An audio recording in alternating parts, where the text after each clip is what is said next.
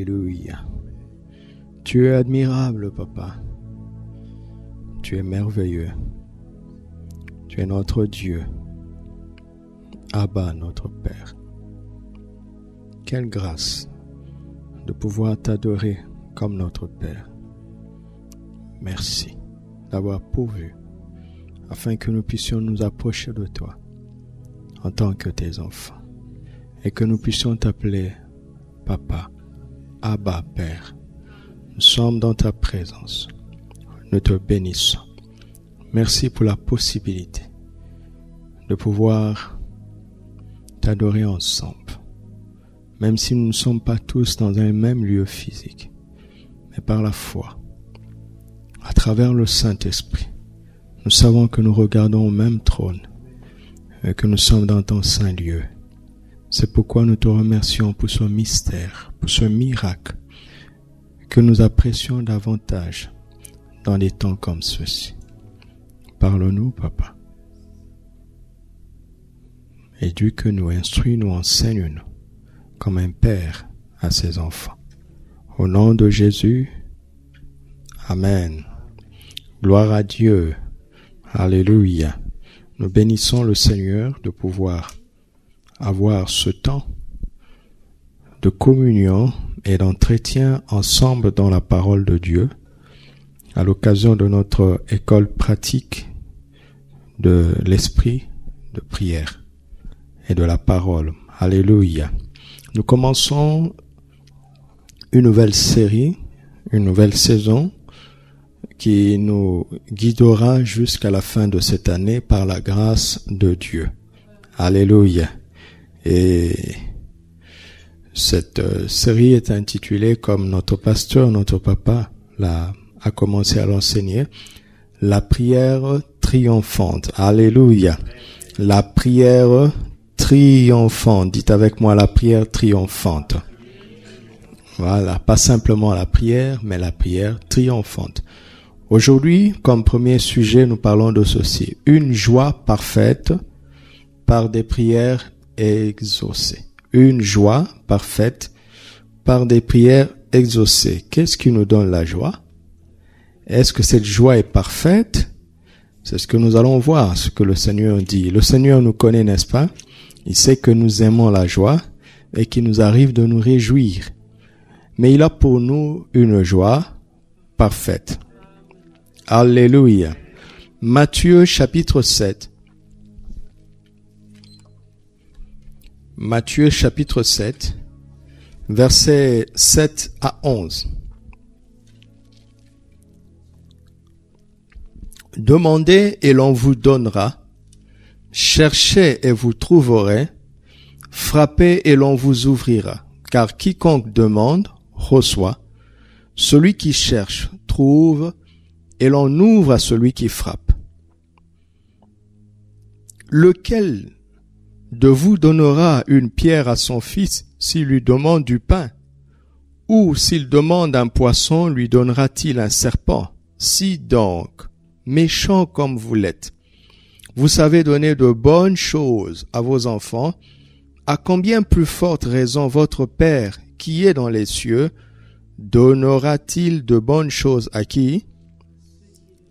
À ceux qui le lui demandent. Soulignez ça.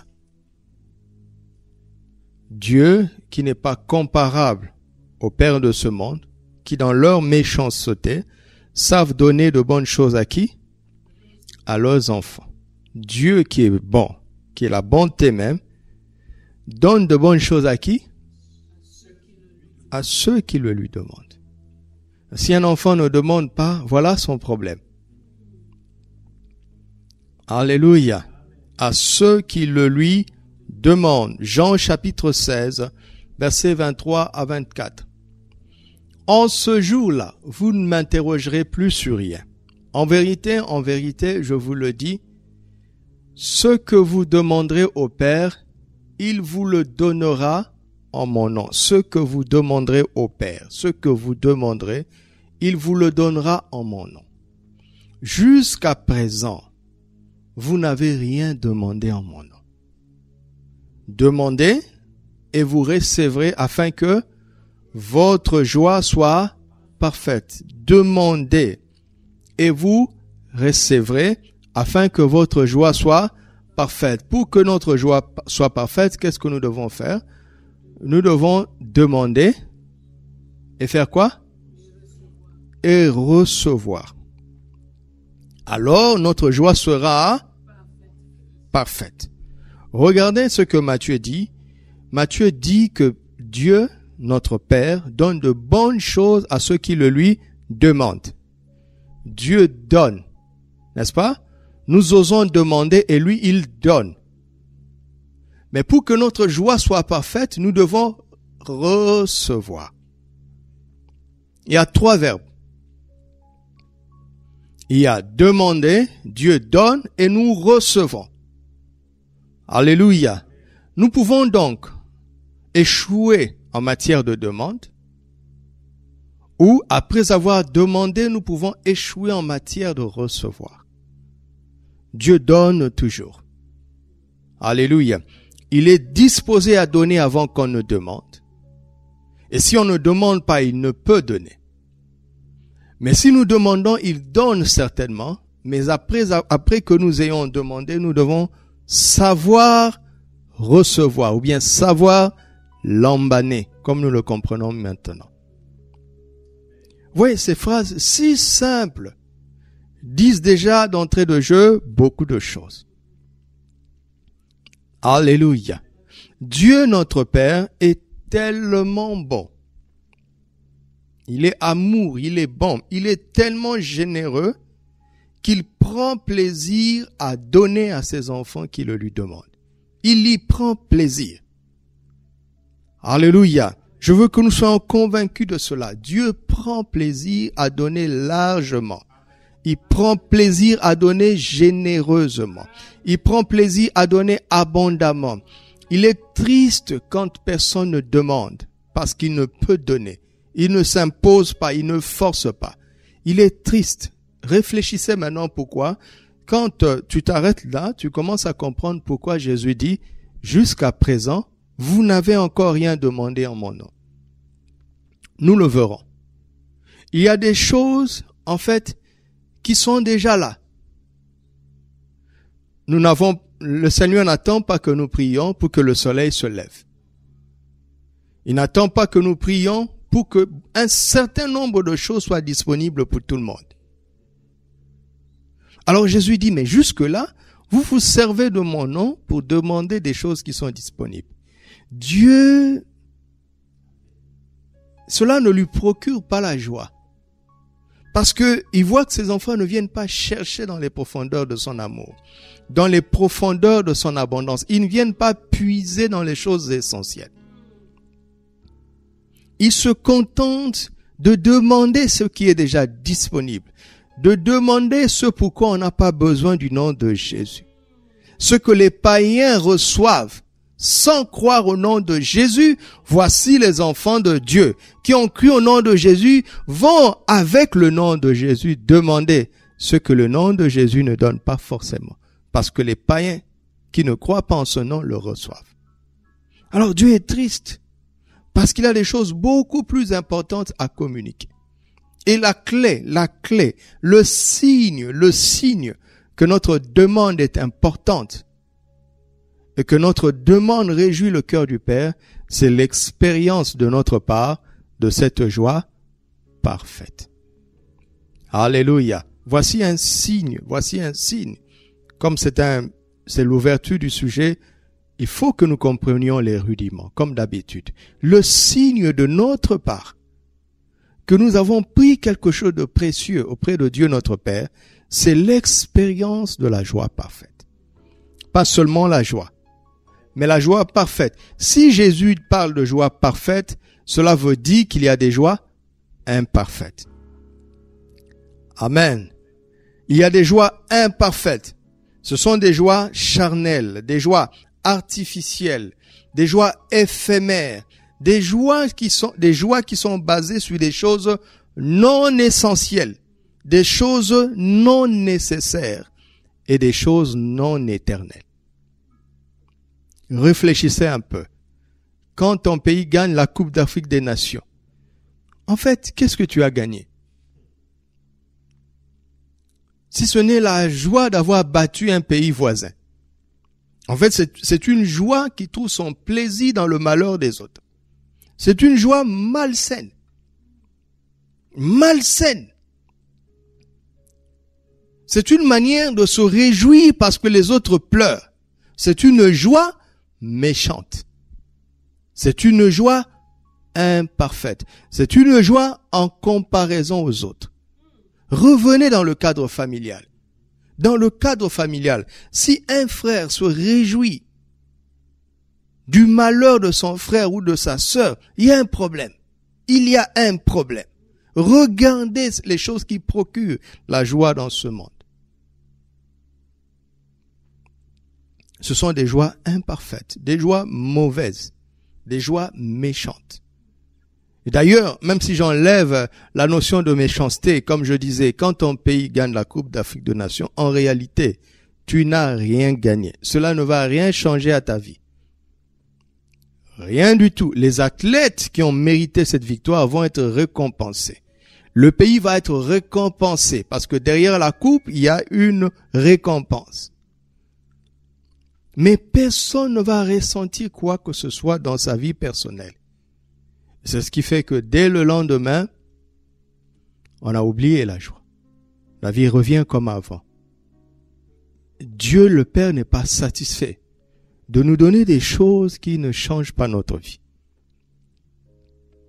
Il est triste de voir que nous nous limitons aux choses qui ne nous procurent pas la joie parfaite. Regardons la générosité de Dieu. Considérons deux textes. 2 Corinthiens chapitre 9, versets 8 à 9. 2 Corinthiens 9, 8 à 9. Et Dieu peut vous combler de toutes sortes de grâces, afin que possédant toujours, en toutes choses, de quoi satisfaire à tous vos besoins, vous ayez encore en abondance pour toute bonne œuvre. Alléluia. Selon qu'il est écrit, quelle est la base? Qu'est-ce qui emmène Paul à parler comme ça? Il revient en Ancien Testament. Selon qu'il est écrit, il a fait des largesses. Il a donné aux indigents, sa justice subsiste à jamais. Dieu fait des largesses. C'est-à-dire, il donne largement. Tu demandes jusqu'ici, il te donne jusque-là. Amen. Alléluia. Éphésiens chapitre 3, versets 20 à 21. Éphésiens 3, 20 à 21. Or, à celui qui peut faire, par la puissance qui agit en nous, comment? Infiniment au-delà de tout ce que nous demandons ou pensons. Alléluia. Comme j'aime le dire, quand nous demandons quelque chose à Dieu, notre Père, ce qu'il veut, c'est multiplier ça par l'infini. Et si vous avez trouvé le chiffre, maintenant ce qu'il va donner est au-delà de ça. Alléluia. Tu lui demandes quelque chose, il multiplie ça par l'infini, tu es déjà KO. Mais il donne au-delà de ça. Vous pouvez imaginer la grandeur, l'étendue de sa générosité, de sa bonté.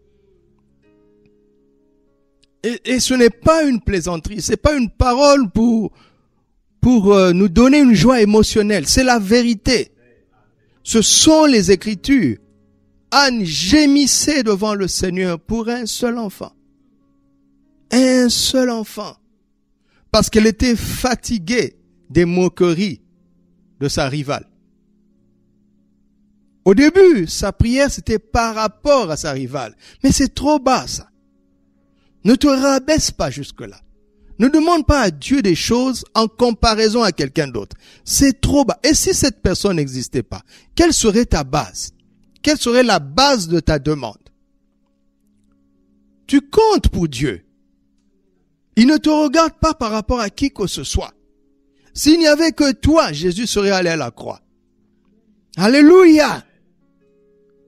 Tu comptes. Chacun d'entre nous compte pour Dieu. Alors, oubliez les comparaisons.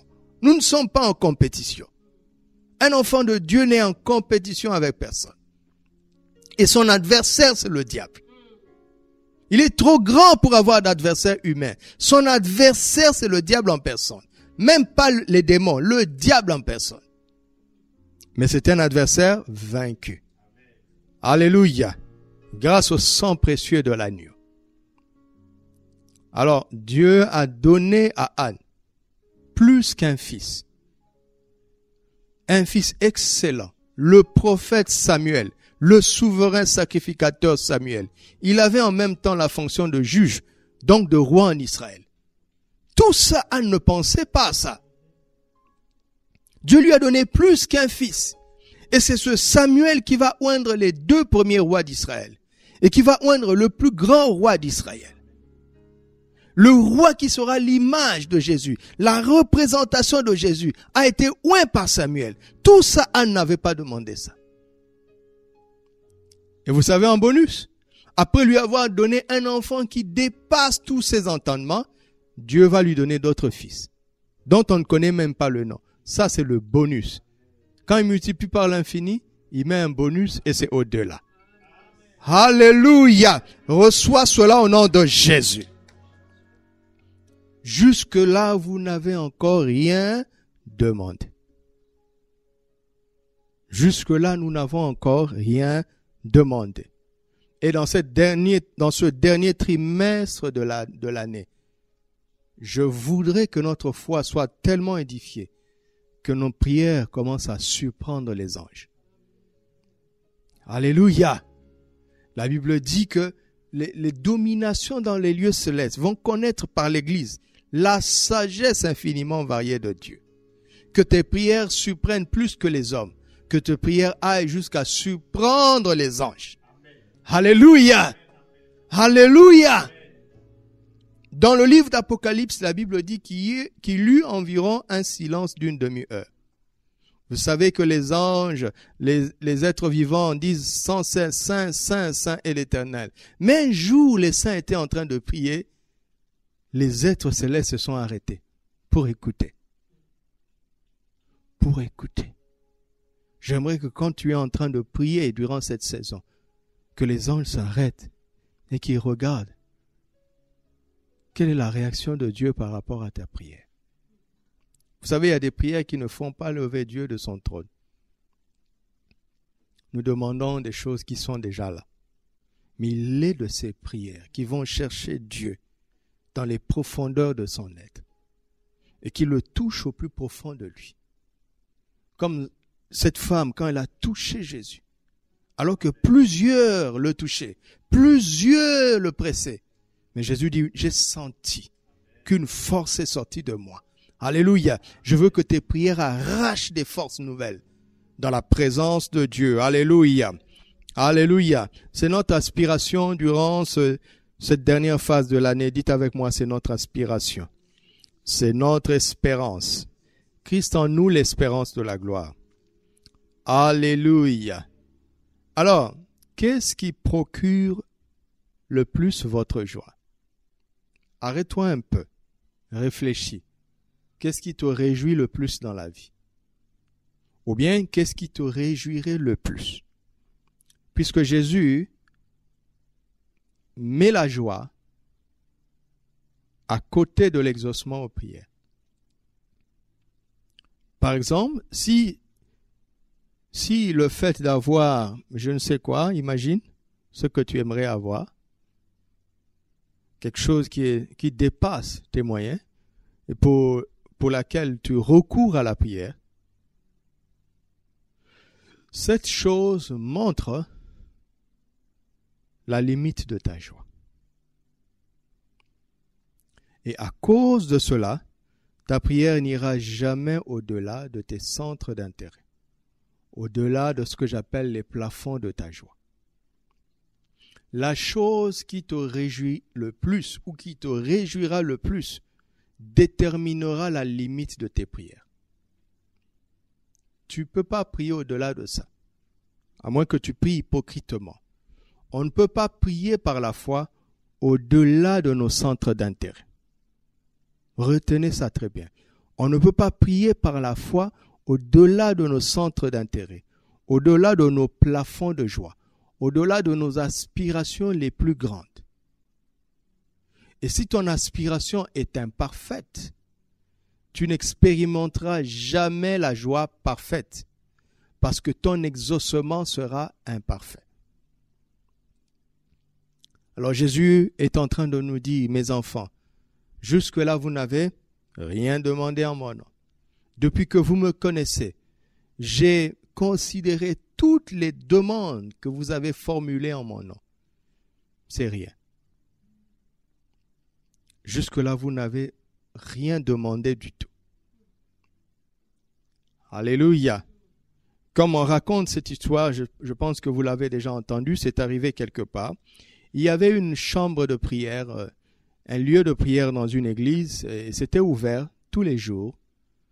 Tout le monde pouvait aller là-bas. Mais un jour, il y avait un monsieur, un grand homme d'affaires qui avait beaucoup de moyens, et qui est allé dans ce lieu de prière, un grand homme d'affaires chrétien, ça existe, il y en a même plusieurs.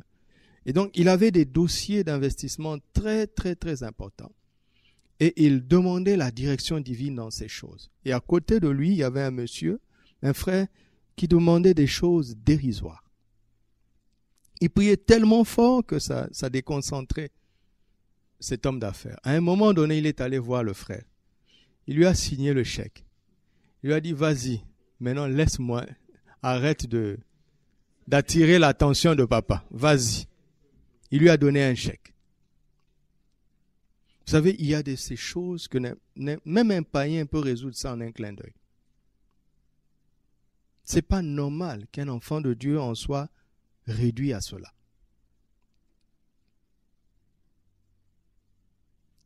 Alléluia.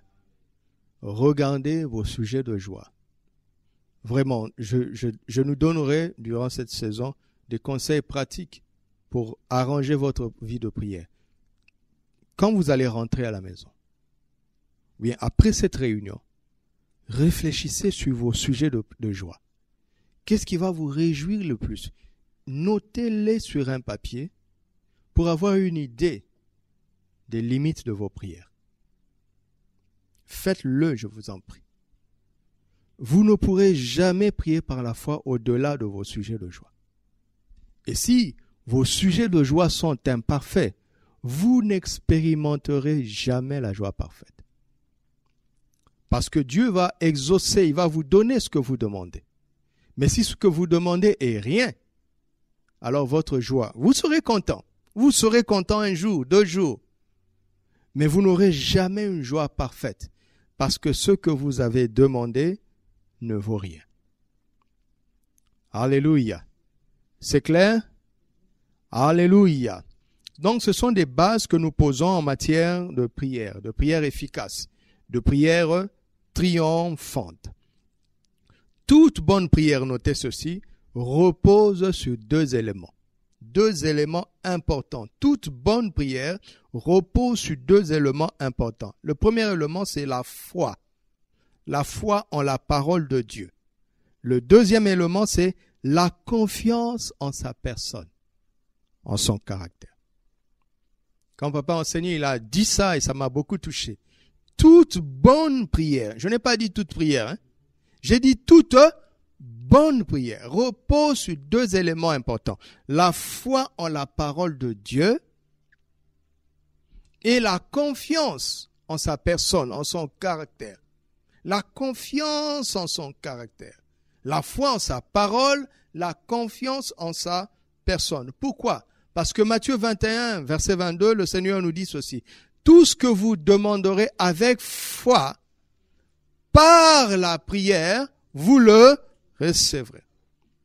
Matthieu 21, 22.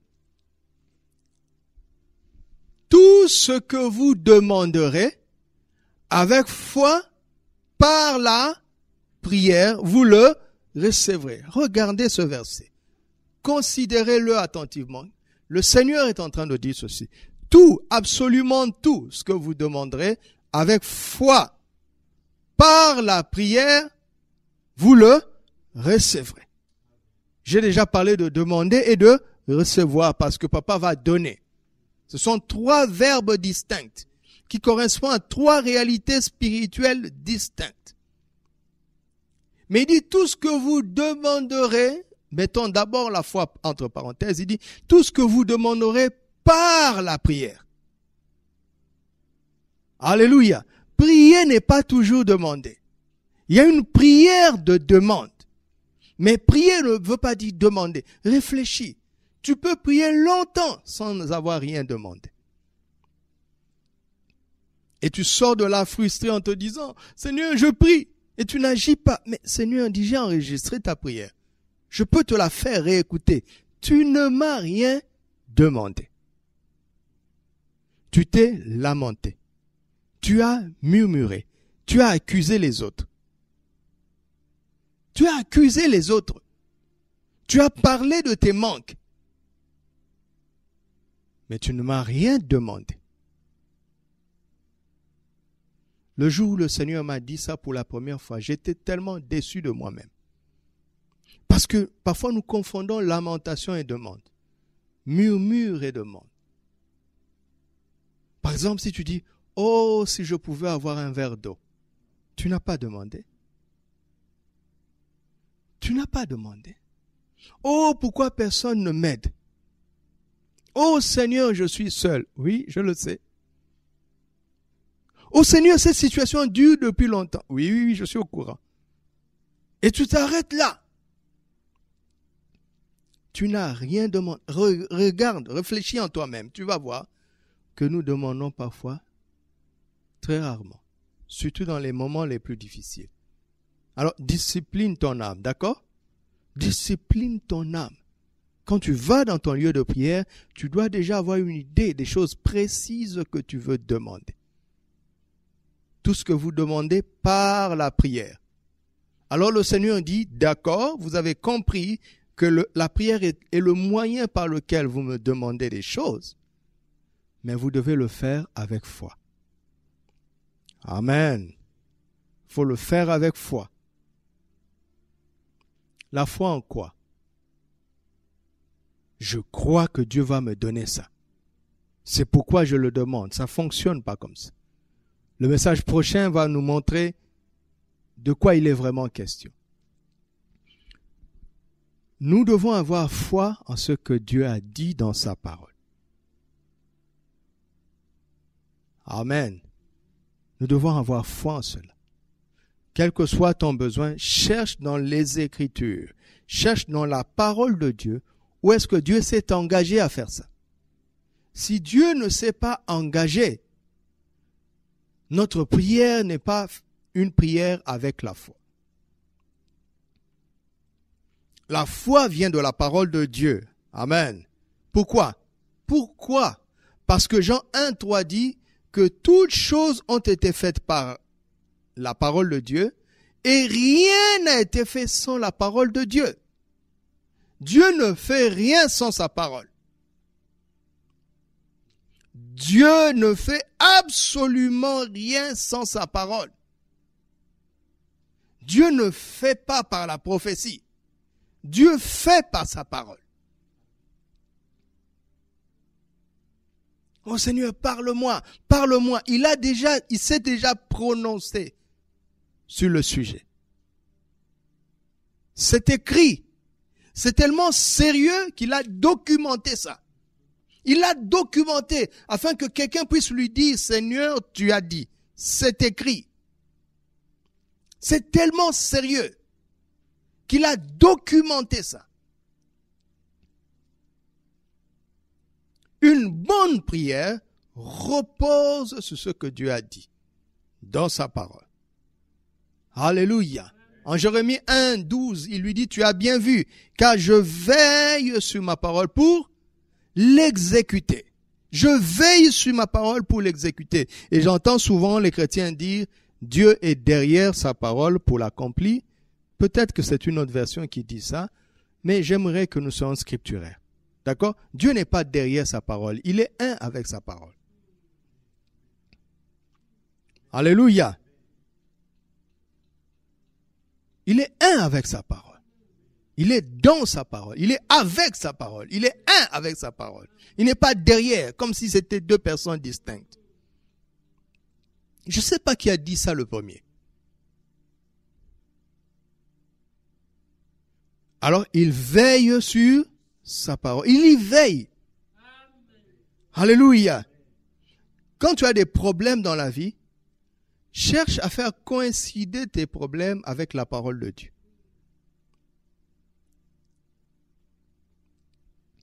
Parce que Dieu ne veille pas sur nos problèmes. Il veille sur sa parole. Parce qu'il s'est décidé à exécuter ce qu'il a dit. Et si ta parole correspond à ce qu'il a dit, tu es sûr que Dieu va l'exécuter. Alléluia. Dieu va l'exécuter. Alléluia. Il va l'exécuter. Amen. Ça, c'est le premier fondement de la prière. Le premier fondement, c'est que nous demandons par la prière, mais avec foi. Regardez les mots de Jésus. Je ne comprends pas pourquoi les chrétiens, quand il s'agit de la prière, ils mettent Jésus de côté. Il nous a expliqué comment on prie. Personne n'a eu une prière aussi efficace que lui. Alors il nous a montré son secret. On dit c'est trop simple. Je préfère la simplicité de Jésus qui est fructueuse que la sophistication fatigante des hommes. Alléluia. Alléluia.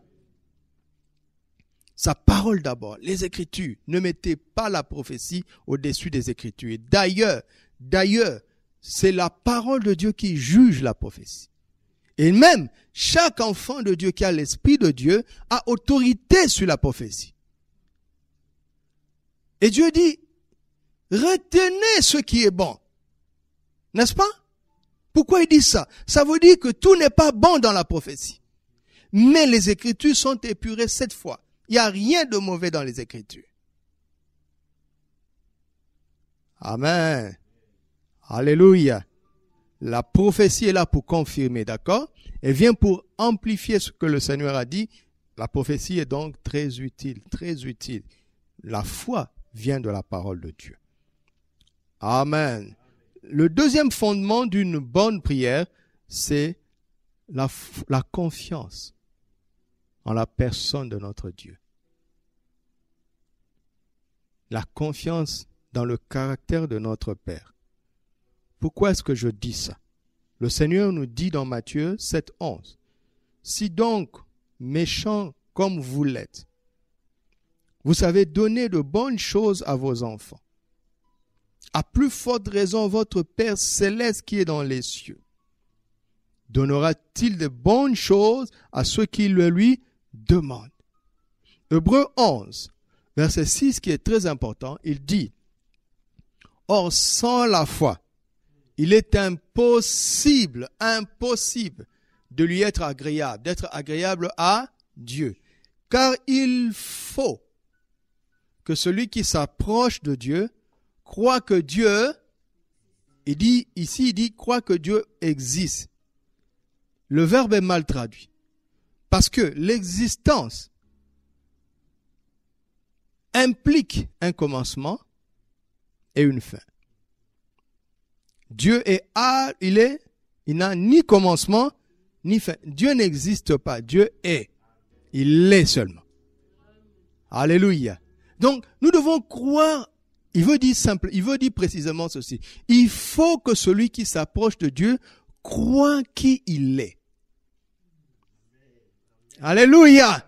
Il faut que celui qui s'approche de Dieu croit en qui il est. Autrement dit, nous devons avant de commencer la prière, nous devons être sûrs que nous avons une bonne information sur ce Dieu-là. Quelles sont les informations que nous avons envers sa personne? Est-ce que nous connaissons celui de qui nous nous approchons? Alléluia. Alors, comment savoir qui est Dieu? C'est dans sa parole. C'est dans les Écritures qu'il a décrit qui il est. Nos besoins ont une relation directe avec sa personne, avec son nom. C'est pourquoi les croyants de l'Ancien Testament, sur le terrain de l'exaucement, ont donné un nom personnel à Dieu. Sur le terrain de l'exaucement, Dieu s'est révélé à eux à travers ce qu'il a pu accomplir. Et ils ne se sont pas limités à la capacité de Dieu. Ils sont partis des actes de Dieu pour trouver son caractère. Alléluia.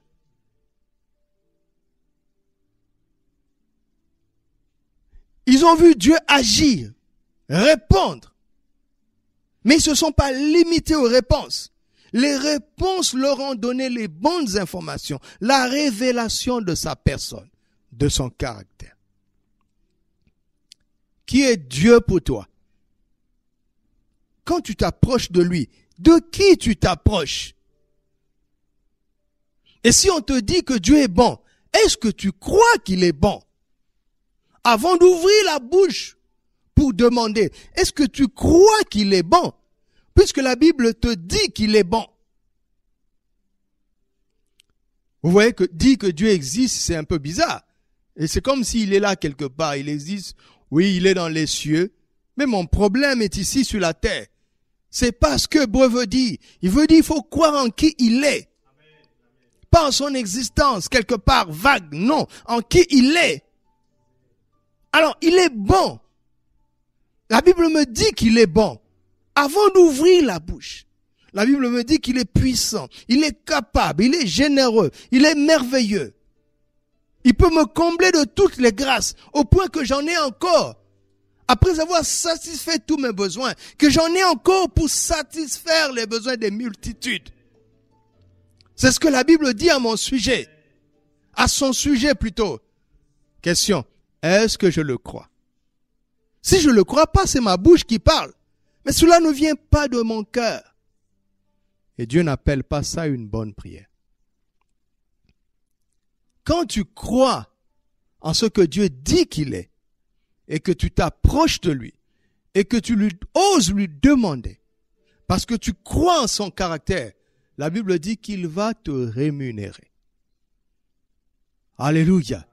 Et la Bible va plus loin encore. Il ne rémunère pas ceux qui travaillent. Dans ce monde, sans boulot, il n'y a pas de salaire. Sans résultat, il n'y a pas de récompense. N'est-ce pas? Mais ici, il est dit quoi? Il rémunère qui? Ceux qui bossent dur? Ceux qui prient trop longtemps? Non, il rémunère ceux qui le cherchent. Ceux qui le cherchent. Autrement dit, les besoins dans la vie sont des occasions pour te pousser à le chercher lui. Parce que sa personne est la source qui correspond à nos besoins. C'est pourquoi il avait un nom. Il avait un nom. Il a un nom par rapport à chaque besoin. Est-ce que tu le cherches? Ou bien tu cherches la solution?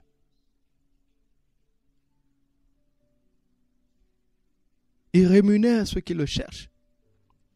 Rien que cette phrase, tu vois ça dans toute la Bible. Je peux m'arrêter ici et enseigner pendant toute l'année comment Dieu rémunère ceux qui le cherchent. Et après avoir fait cet effort, tu vois que la liste de tes prières disparaît. Il y a plusieurs prières qui tombent. Alléluia. Cette femme n'a pas eu le temps de dire, Seigneur, que la perte de sang s'arrête. Elle a cherché à le toucher.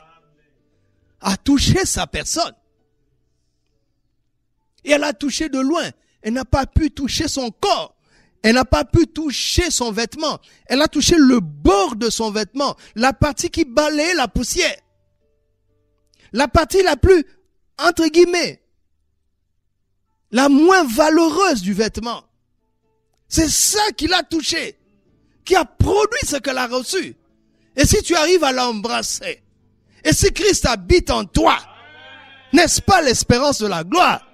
Toute sa personne est en toi, l'usine est en toi, la source est en toi, elle est en moi. Christ en moi, l'espérance de la gloire. Tu commences à comprendre pourquoi Paul s'exclame, il s'exclame. Regardez les prières de cet homme. Il n'avait plus le temps de demander du pain. Si tu en es encore là, ne t'inquiète pas, demande du pain. Mais quand tu le cherches, il y a des choses qui disparaissent. Parfois tu t'arrêtes, tu parles à ton âme, tu dis mais il y a quelque chose qui ne va pas. Tu ne vois pas que ça manque, mais demande-le. Mais ton esprit est tellement allé loin, tu sais que ça ne manque pas. Alléluia, alléluia. le Seigneur veut que nous arrêtions de demander rien. Ce qu'il appelle rien. Parce qu'il veut nous donner une joie parfaite. Alléluia. Observons ce psaume. Papa a abordé ça et cela m'a beaucoup touché. Psaume 65, verset 3. Psaume 65, verset 3 dit ceci. « Ô toi qui écoutes la prière, tous les hommes viendront à toi. » Alléluia. Vous savez, là où il y a l'exaucement, les gens viennent. Que vous le vouliez ou pas. S'il y a un endroit où on sait que Dieu écoute, n'est-ce pas? Les gens vont venir en masse. Donc, ne critiquez pas les prophètes, les groupes de prière qui attirent les gens. Les gens ne sont pas fous. Ils voient des choses. Ne les critiquez pas. Je me souviens d'un prédicateur, un escroc. Je vous assure que c'est un escroc. Un voleur. Il prêche même pas bien. Il connaît même pas la parole de Dieu. Je vous le confirme, il connaît même pas la parole de Dieu. Mais un jour, un général lui a offert 2 de ses Mercedes et des valises de costumes. Mais le général n'est pas fou. Il a vu quelque chose. Il a vu quelque chose. C'est un grand intellectuel. Mais quelque chose s'est passé. Il a été ébranlé.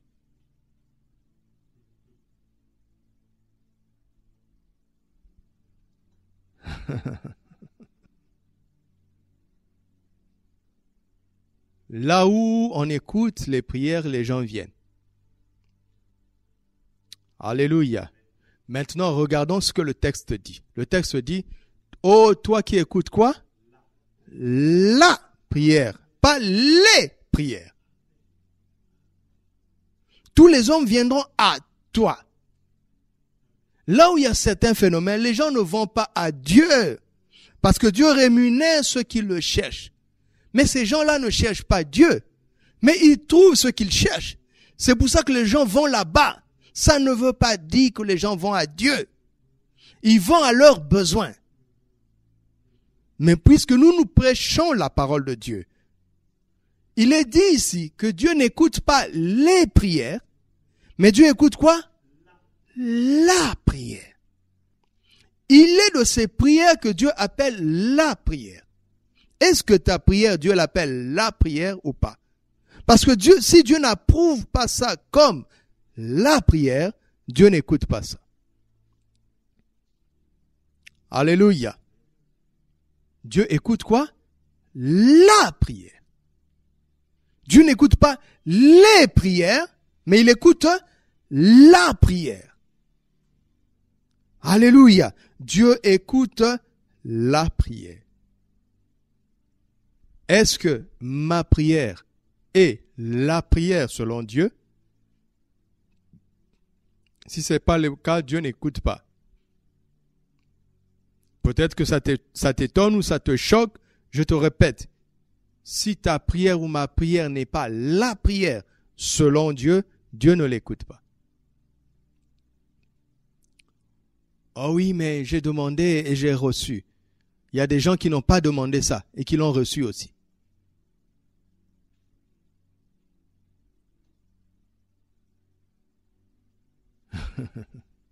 Il y a des gens même, ils disent, frère, prions pour tel besoin. Vous priez ensemble. Lui sort là-bas, il va tricher, il va corrompre. Et il a les résultats et il vient donner un témoignage. Il sait que ce n'est pas Dieu. Et quand on n'a pas de discernement, on se réjouit. C'est pas Dieu qui agit, parce que ce n'était pas la prière.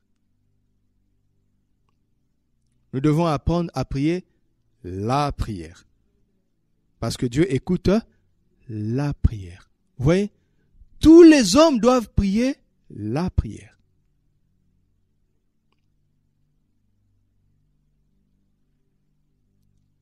Ça fait trembler, hein? Imaginez la quantité de nos prières que Dieu n'a pas écoutées. Ça fait trembler. Proverbe 28, verset 9. Proverbe 28, verset 9. Si quelqu'un détourne l'oreille pour ne pas écouter la loi ou la parole de Dieu, sa prière même est quoi?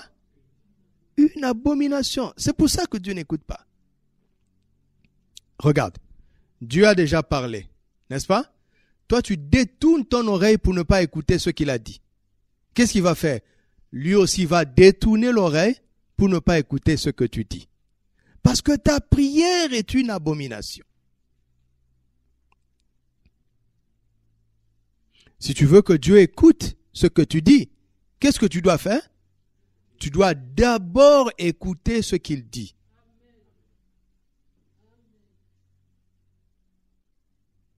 C'est tellement simple. Comment est-ce que nous avons appris à parler? En écoutant nos parents? Ce que nos parents n'ont pas dit, nous ne l'avons pas dit. Au début, n'est-ce pas? Et donc, quand tu n'écoutes pas ce que Dieu dit, ce que tu vas dire n'aura rien à voir à ce qu'il dit. Et il ne peut pas écouter ça. Oh Seigneur, aide-nous. Alors, ceci m'amène à cette question. Qui t'a appris à prier? Qui t'a enseigné à prier? Luc chapitre 11, verset 1. Nous sommes toujours en train de poser des fondements. Et n'aie pas honte de recommencer à zéro. Même si tu pensais que tu étais un expert dans la prière. N'aie pas honte, à cause de tout ce que nous sommes en train de voir. Si tu vois que tu es à côté, n'aie pas honte de recommencer à zéro. Il vaut mieux gagner du temps en recommençant à zéro. Qui t'a appris à prier? Qui t'a enseigné à prier? Prier sans scène. J'ai grandi dans la foi avec cette déclaration que je regrette. Je la regrette. Nos responsables nous disaient toujours, tu veux apprendre à prier? Eh bien, commence à prier. On dit, on n'enseigne pas à prier. Ne perds pas ton temps à lire des livres sur la prière. Va prier. Si tu veux avoir une vie de prière, va prier. Et ça nous a encouragés. Jusqu'à ce que je lise Luc 11, 1. Jésus priait un jour en un certain lieu. Lorsqu'il l'eut achevé, un de ses disciples lui dit, Seigneur, enseigne-nous à prier, comme Jean l'a enseigné à ses disciples. Est-ce que Jésus a dit, ça ne s'enseigne pas? Alors, si Jésus accepte qu'on enseigne à prier, quel est cet homme qui peut oser dire qu'on n'enseigne pas? Prier ne s'enseigne pas. Quel est cet homme? Qui est-il? De quelle autorité il parle?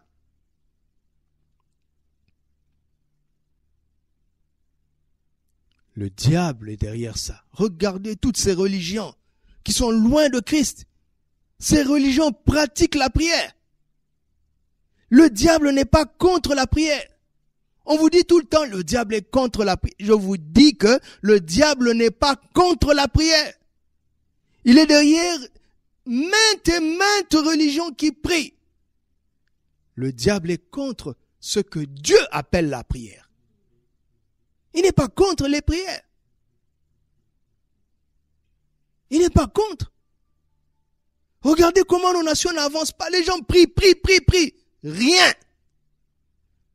Le diable aime ça parce que c'est une distraction. C'est une fuite de responsabilité. Les gens ne font pas face à leurs responsabilités. Les gens ont le sol fertile. Ils ne plantent pas, mais ils prient. Seigneur, donne-nous à manger. C'est insensé. Et le diable va susciter des gens qui vont endormir le peuple dans les prières que Dieu n'appelle pas la prière. Le diable ne craint pas ça. Il aime ça d'ailleurs, parce que ça retarde les choses. Ça déresponsabilise les gens. Ça les rend fainéants, inaptes, irresponsables.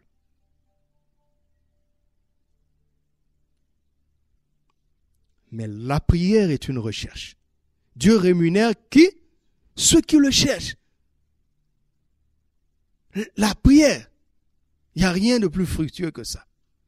Tu ne peux pas pratiquer la prière selon Jésus et ne rien avoir. C'est impossible. Tu rentres là-bas conscient de tes problèmes. Tu sors là-bas conscient de celui qui est la solution. Tu rentres avec la tête baissée. Tu sors avec la tête haute. Les gens regardent, ils voient rien dans tes mains, mais ta tête est haute. Ton visage rayonnant.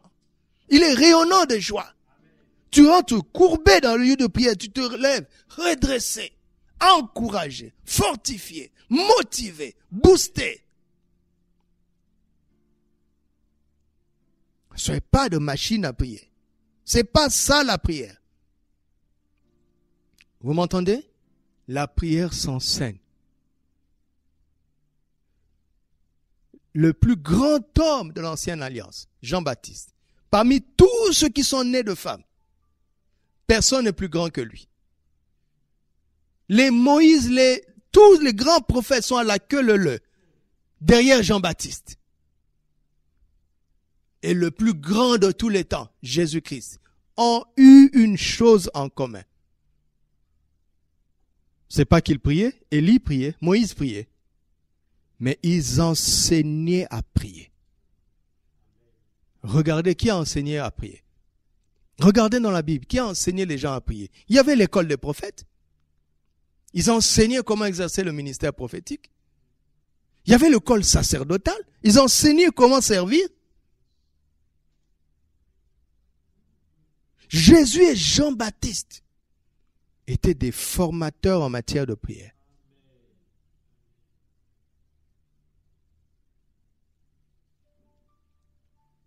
Quand tu entres dans cette école-là, tu deviens efficace. Tu déplaces les montagnes. Comme nous le verrons plus tard, Marc 11, verset 23 te dit que si tu as la foi de Dieu, n'est-ce pas?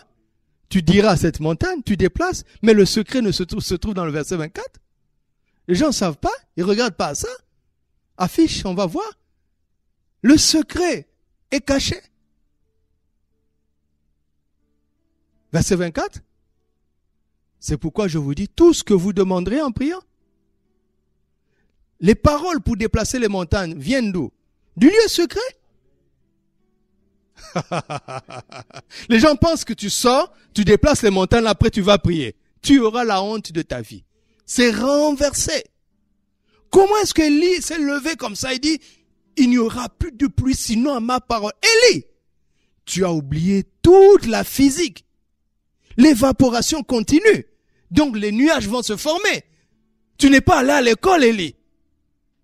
Élie dit, je ne suis pas allé à votre école scientifique. Je suis allé à l'école de prière. J'ai découvert des lois qui peuvent paralyser ça. Ces lois-là vont paralyser les lois naturelles. Et ces lois sont dans ma bouche. Sinon à ma parole. Un homme ose dire ça. Et Jacques nous dit, il était de la même nature que nous. Il pria afin qu'il ne plût point. Il pria afin qu'il ne plût. Ces paroles-là, Élie les a trouvées dans le lieu de prière. Si Dieu ne t'a rien dit dans le secret, tais-toi dans le public. Parce que tes paroles n'auront aucun impact. Alors les disciples étaient avec Jean-Baptiste. Ils ne comprennent pas. Le gars mange du miel. Il est revêtu d'un poil de chèvre. Il n'est jamais entré en ville. Il reste dans le désert, sans Facebook, sans pub, sans affiche. Quand il commence à crier dans le désert, les gens courent des villes, sans microphone. Vous expliquez ça comment? Vous expliquez ça comment? Quel était son secret? Il était comme un aimant. Il attirait les gens. Et il leur parlait sévèrement. Plus il était sévère, plus les gens venaient. Alors qu'aujourd'hui, on pense qu'il faut dire aux gens ce qui leur plaise pour qu'ils viennent. Jean-Baptiste était un mystère. Et après, Jésus est venu. Regarde, imagine, tu es disciple de Jean-Baptiste, tu as vu ça. Quand Jésus vient, Jean-Baptiste dit, lui là, je peux même pas délier la courroie de ses sandales. Donc tu es là, tu réfléchis. Tu dis, Jean-Baptiste m'a déjà épaté. Mais celui-là, ça va être 1 milliard de fois. Baba et Jean-Baptiste, ils suivent Jésus. Alors pendant des mois, ils observent. Ils observent Jésus. Et ils ont trouvé le secret. Le point commun, c'est quoi? Leur qualité de prière. Alors ils viennent et lui disent, est-ce que tu peux nous l'enseigner?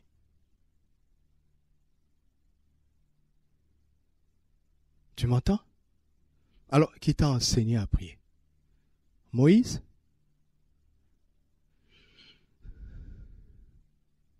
Qui t'a enseigné à prier? Moi, je veux l'enseignement de Jésus. Alléluia. Alléluia. Nous allons voir ce qu'on appelle le Notre Père plus tard. Jean 14, verset 26. Le Seigneur dit ceci. Mais le Consolateur, l'Esprit Saint, que le Père enverra en mon nom, vous enseignera quoi? Toutes choses. Et vous rappellera tout ce que je vous ai dit.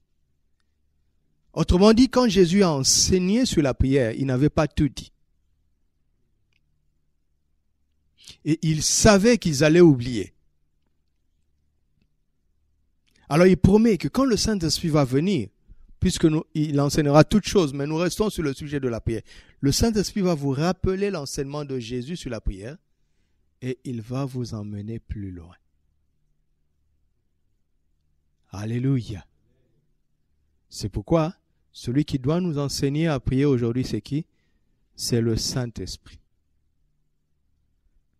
À travers l'enseignement de Jésus. Alléluia. Et Paul a découvert, il le dit en Romains 8, 26, nous ne savons pas ce qu'il nous convient de demander dans nos prières. Nous ne savons pas.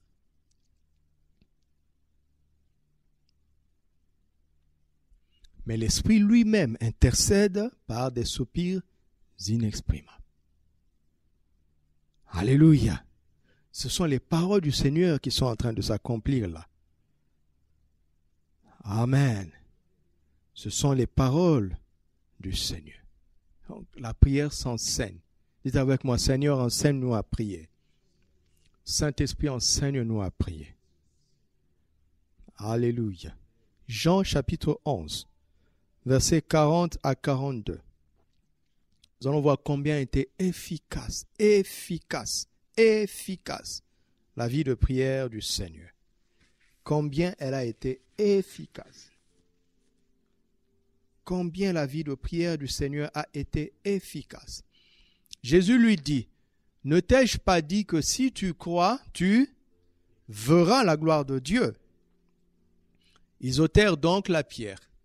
Et Jésus leva les yeux en haut et dit, Père, je te rends grâce de ce que tu m'as exaucé. Il n'a encore rien demandé. Je te rends grâce de ce que tu m'as exaucé. Restons d'abord là. Cela veut dire quoi? Cela veut dire que Jésus avait demandé quelque chose avant. N'est-ce pas? Et Dieu l'a exaucé. Écoutez-moi très bien. Nous savons que cette chose concernait la résurrection de Lazare. N'est-ce pas? Et Jésus dit que Dieu l'a déjà exaucé. Mais Lazare est mort. Et parce que tu ne l'as pas encore vu, tu penses que Dieu n'a pas écouté. Tu penses que Dieu n'a pas exaucé. Il y a plein de prières exaucées qui ne sont pas encore manifestées.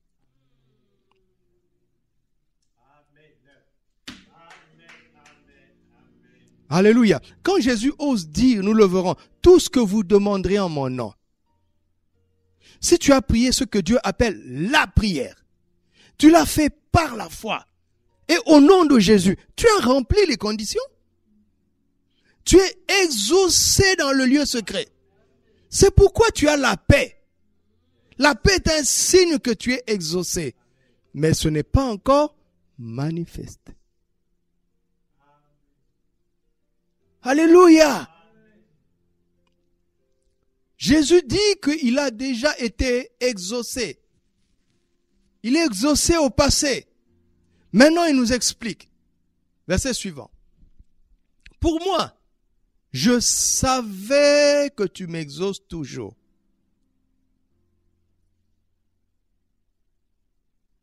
Jésus est en train de dire deux choses. Première chose, c'est que papa l'exauce toujours. Jamais Jésus n'a demandé quelque chose sans que papa réagisse et qu'il réponde positivement. Quand il nous dit demandez et vous recevrez, c'est pas de la théorie. Tout ce que Jésus a demandé depuis qu'il était sur terre, papa a exaucé. Et tout ce que Jésus n'avait pas, c'est parce qu'il ne l'avait jamais demandé. Ça vous dit que Jésus ne demandait pas n'importe quoi. Mais ça, on le verra plus tard.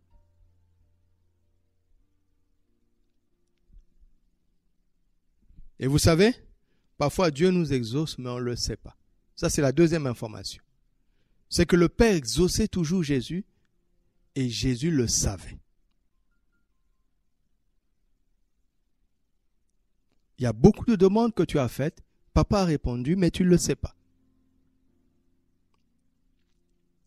Par exemple, il a déposé la réponse dans l'autre pièce. Si tu ne le sais pas, tu resteras là où tu es. Alors que la provision a été libérée, livrée, déposée quelque part.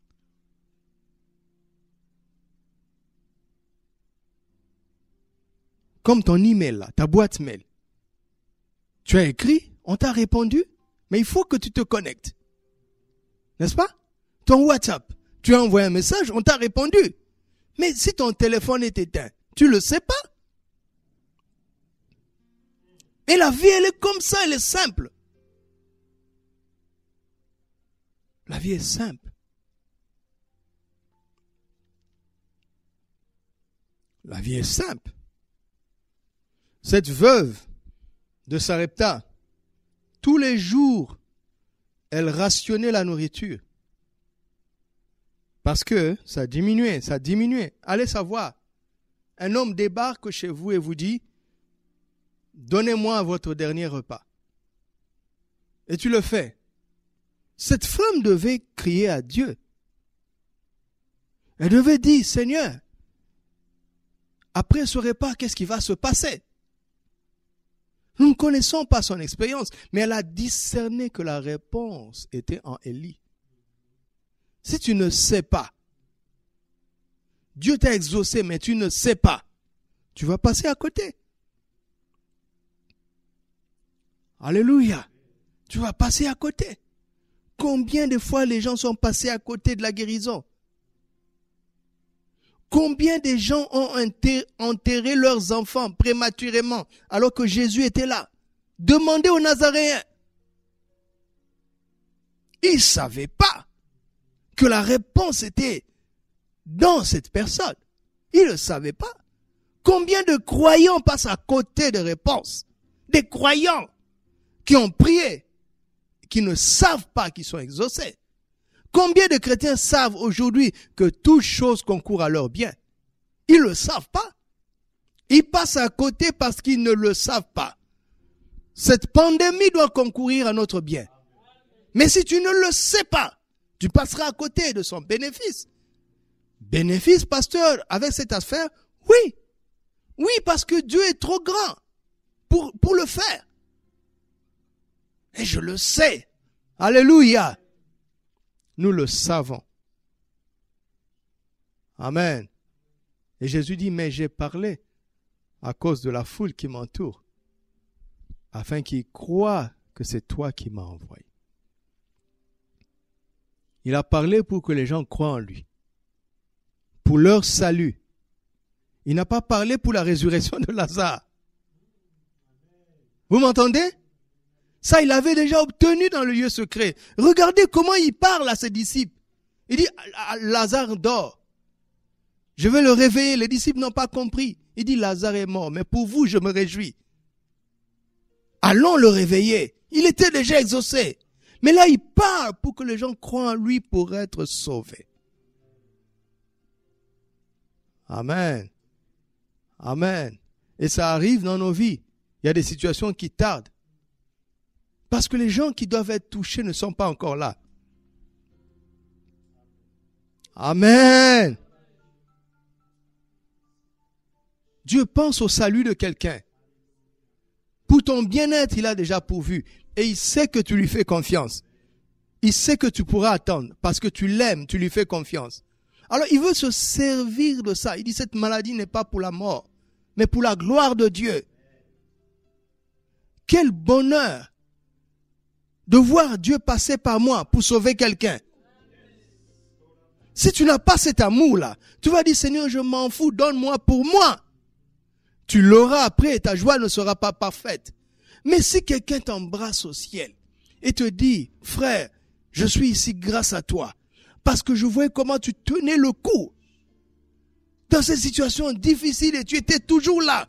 À chaque fois que tu chantais pour Dieu, moi j'étais émerveillé dans l'église parce que je connais ta situation et je me disais, si j'étais à sa place, est-ce que j'entrerais même dans le seuil du temple? À cause de ça, ma situation a été relativisée. Et j'ai dit, si cette personne qui vit pire que moi continue à aimer Dieu, c'est que ça vaut la peine. Et une personne se retrouve dans l'éternité grâce à toi. Tu comprends ça? Si tu as demandé quelque chose selon la parole de Dieu, tu as fait la prière au nom de Jésus, tu es exaucé. Le reste, c'est le temps de la manifestation. Nous avons tout pleinement en Christ. Alléluia. Alléluia. Et c'est là où notre prière évolue. Pendant ce temps de manifestation, nous commençons à demander des choses profondes, comme Anne. Elle a dépassé le stade d'avoir un enfant.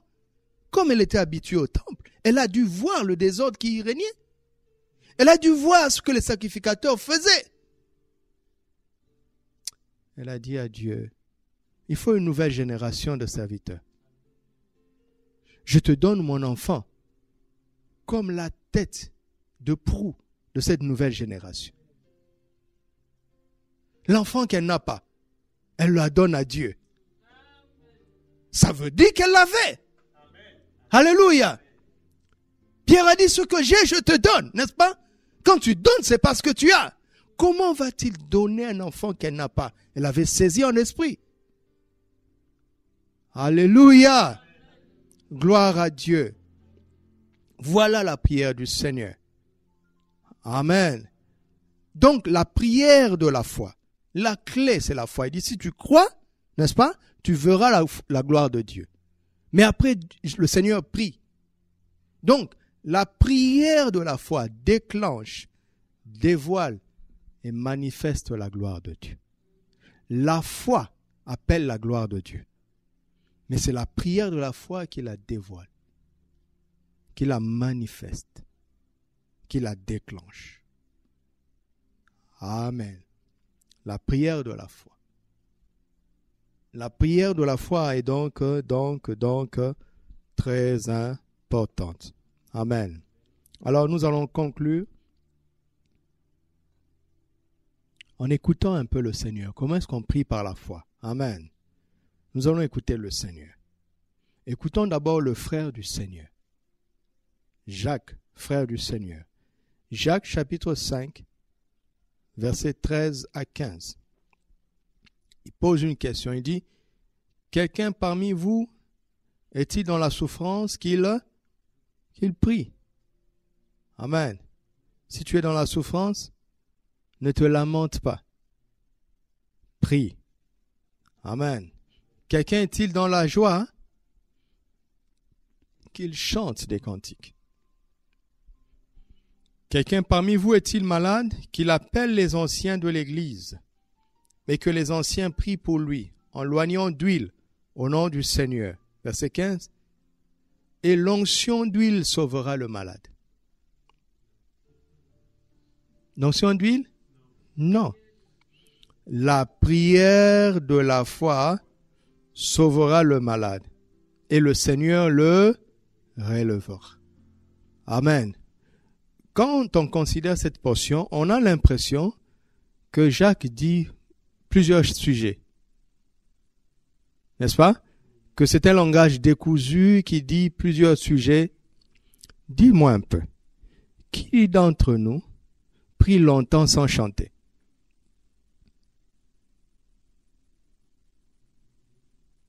Donc, il y a la prière ici, il y a le chant ici, n'est-ce pas? Il y a l'onction d'huile, il y a la présence des anciens, et au bout de la chaîne, il y a la victoire sur la maladie. Par la prière de la foi. Dans la chair, s'il n'y a pas de souffrance, personne ne va prier.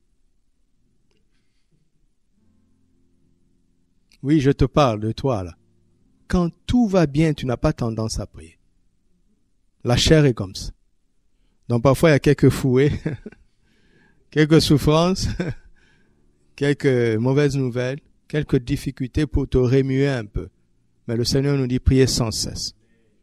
N'attendez pas la pédagogie des souffrances pour prier. Vous m'entendez?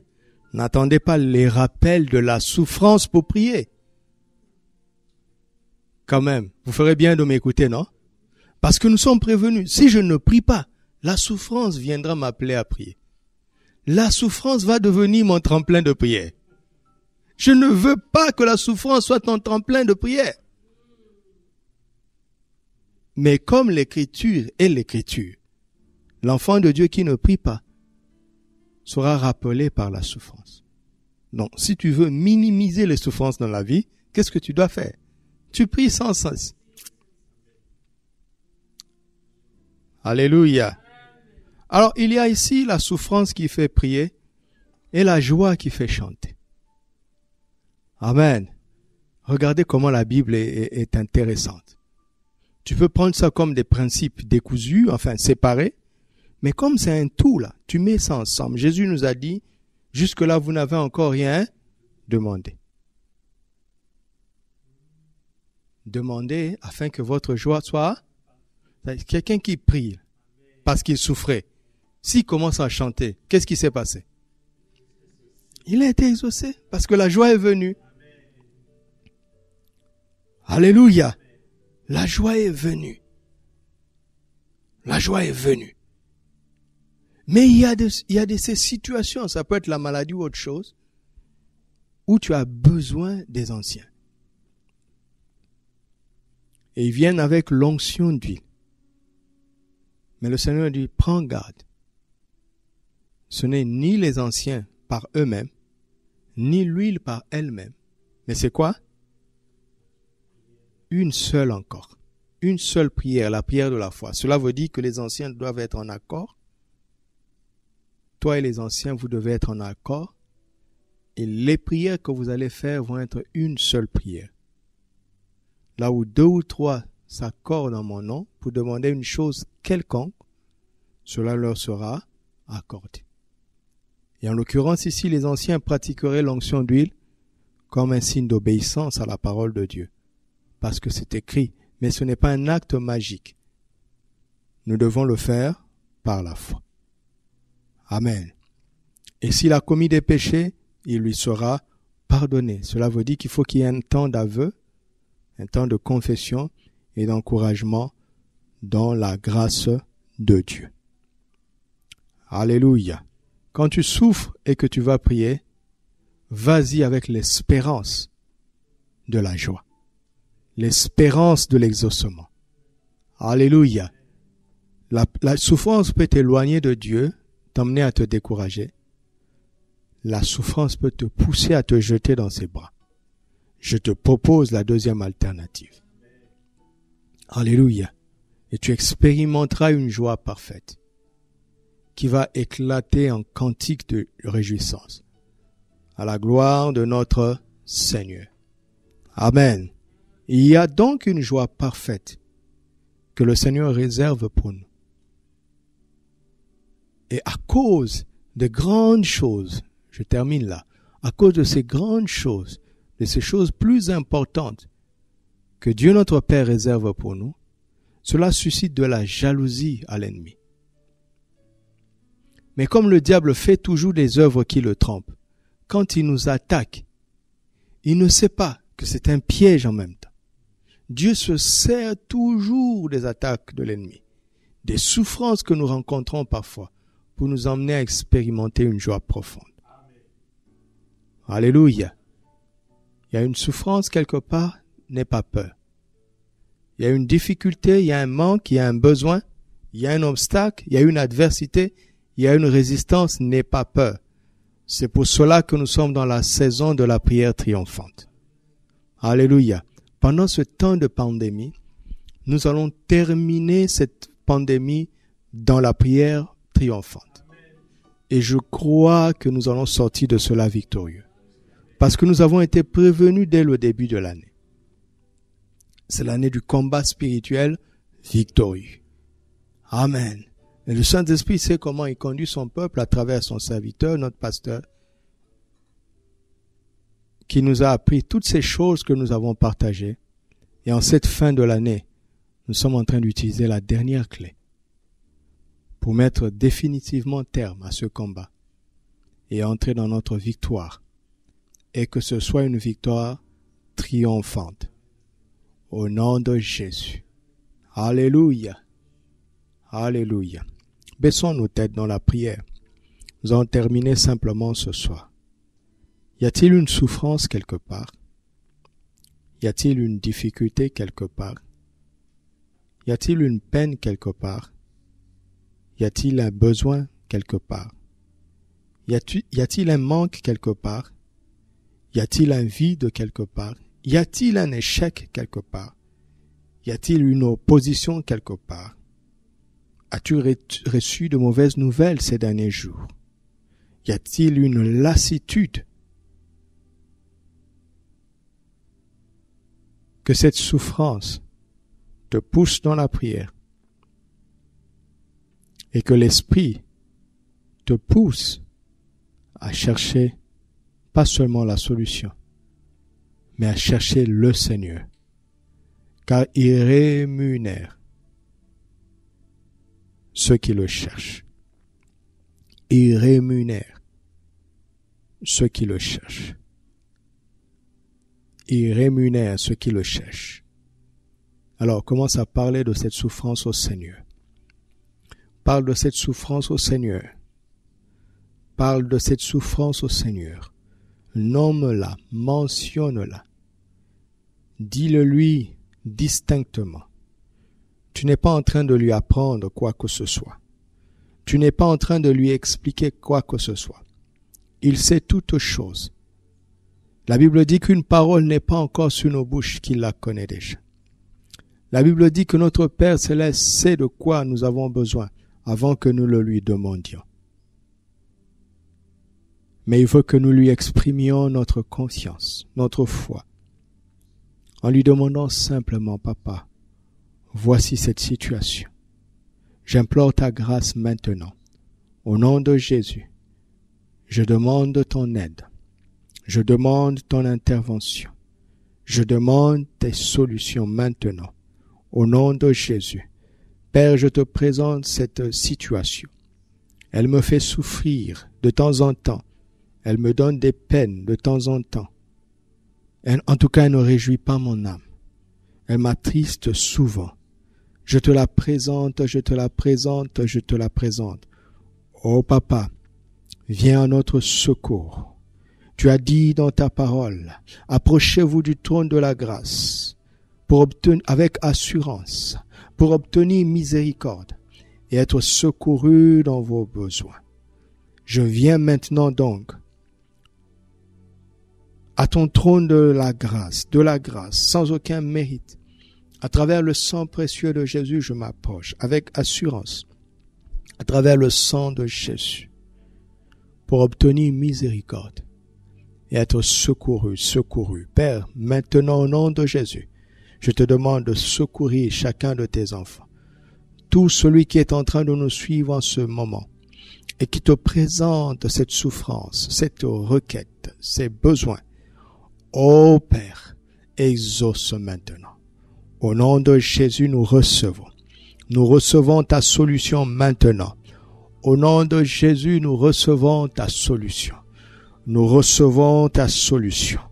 Au nom de Jésus, nous recevons ta solution. Au nom de Jésus, la joie revient maintenant. Là où il y avait les larmes, la joie revient, la joie revient. Là où il y avait la tristesse, la joie revient. La joie revient, la joie revient. Les rires reviennent dans la maison. Là où il y avait les pleurs, les rires reviennent. Là où il n'y avait plus de cantiques, les cantiques reviennent au nom de Jésus. Là où il y avait l'abattement, là où il y avait le découragement, l'espérance revient. Là où il y avait la défaite, la victoire revient maintenant au nom de Jésus. Nous recevons ta joie maintenant. Nous recevons ta joie. Nous recevons le ministère de l'Esprit dans le nom de Jésus. Et nos cœurs se réjouissent en toi. Merci de nous avoir exaucés. Rends grâce à Dieu. Père, nous te rendons grâce parce que tu nous as exaucés. Nous sommes venus, nous t'avons présenté ces situations parce que tu nous as parlé. Tu nous as encouragés. Tu nous as montré combien tu es bon et généreux. Nous recevons au-delà de ce que nous t'avons demandé. Nous recevons au-delà. Père, fais que cette solution donne gloire à Jésus. Alléluia. Que cette solution glorifie Jésus. Que la foi de quelqu'un d'autre soit affermie par l'exaucement à mes prières. Que tes miracles dans ma vie servent au salut de plusieurs. Oh, donne-moi un témoignage qui te glorifie. Que ce soit un témoignage éclatant, un témoignage qui n'est pas caché, un témoignage qui sera connu des multitudes, qui sera répété, dont on parlera, afin que plusieurs soient sauvés. Ô Père, je me réjouis maintenant. Je te rends grâce, parce que tu me donnes au-delà.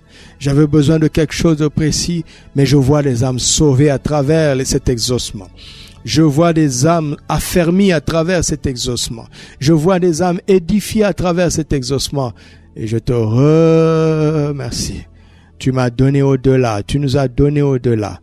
À toi la louange. À toi l'honneur. À toi la gloire.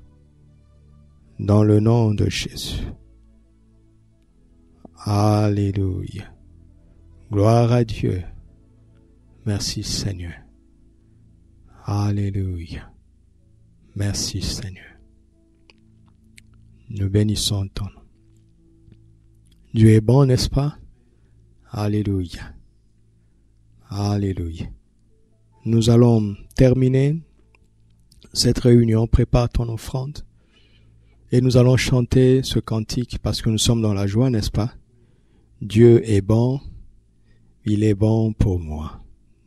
Dieu est bon. Pendant que le frère se prépare, je vais prier pour la fin et nous allons chanter ce cantique. Père, au nom de Jésus, je te rends grâce pour chaque personne que tu as attirée pendant ces moments pour l'enseigner, l'édifier et édifier sa vie de prière afin qu'ensemble nous entrions dans cette saison de la prière triomphante. Je te présente ces offrandes, agrée-les, bénis-les, multiplie-les. Et je te demande, Père, au nom de Jésus, d'accueillir ces offrandes comme une semence. Et que chaque personne qui donne, récolte, moissonne abondamment. Je te prie de bénir chaque maison qui nous reçoit. Et que ta grâce demeure et que ta gloire se manifeste dans leur vie et dans ces maisons. Au nom de Jésus. Amen. Dieu, tu es bon. Oui, Dieu est bon. Oui, Dieu est bon. Il est bon pour moi. Oui, Dieu est bon. Oui, Dieu est bon. Oui, Dieu est bon. Il est bon pour moi. God is so good. God is so good. God is so good. God is so good. Is so good to me. Alléluia. Gloire à Dieu. Et que sa grâce demeure dans votre maison. Au nom de Jésus notre Seigneur. Amen.